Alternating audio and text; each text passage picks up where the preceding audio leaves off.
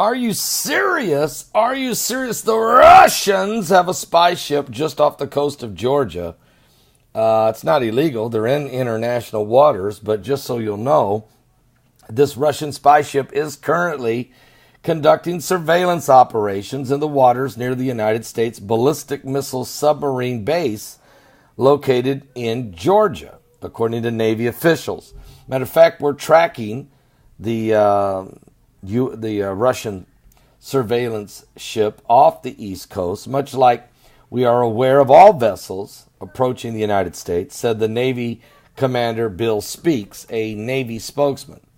We respect the right and freedoms of all nations to operate in international waters in accordance with international law. A military official said that the ship, known for conducting annual forays near sensitive U.S. military facilities off the East Coast, is currently operating off the coast of Georgia and near the naval submarine base at Kings Bay, which is home to the U.S. nuclear missile submarines. Now, the ship for the past several days was located some 20 nautical miles offshore and has been closely shadowed by U.S. military ships and aircrafts, including the P-8 surveillance aircraft.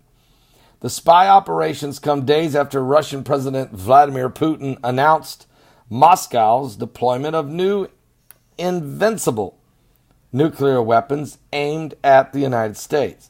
A video presentation during the Russian leader Vladimir Putin's speech showed a simulated multi-warhead nuclear strike on the coast of Florida.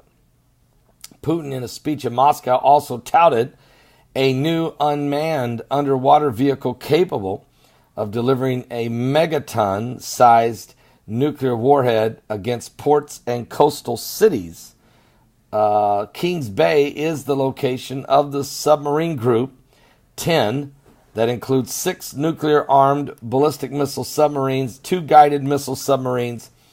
It is also the location of the Strategic Weapons Facility, Atlantic, that is in charge of maintaining nuclear warheads for submarine-launched ballistic missiles.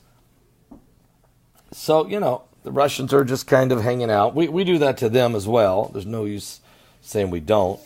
And everybody's keeping an eye on everybody else. There's no trust really in this world, obviously.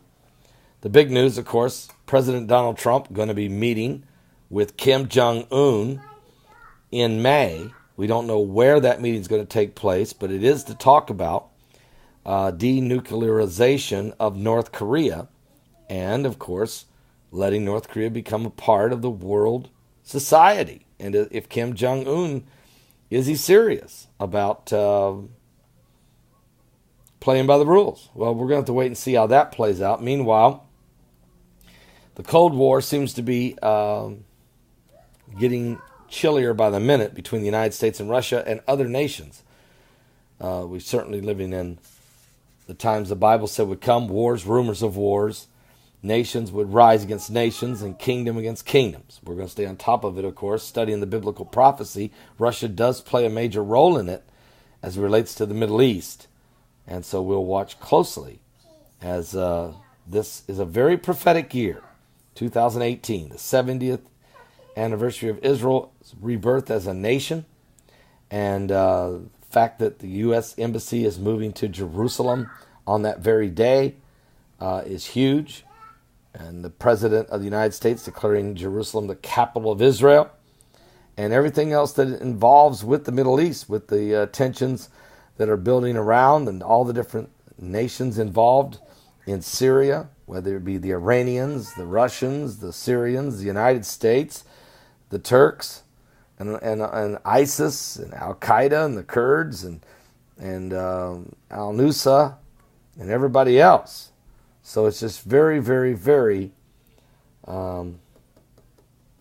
precarious situation, I think, developing in this world. I'll be back with more current world events, how they relate to biblical prophecy. Certainly you don't want to miss today's live broadcast. It starts at 12 noon Eastern at my website at paulbegleyprophecy.com. Also, I'll be live at new live stream, Roku satellite television. We'll be live on the direct radio line and